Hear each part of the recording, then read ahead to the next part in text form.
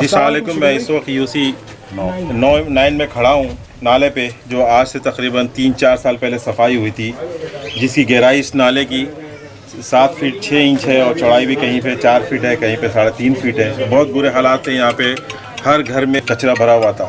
हमारी लेबर रोज़ senti clause तकरीबन 30 से 40 लेबर रोज़ लगी हुई है और सुबह शाम काम हो रहा है।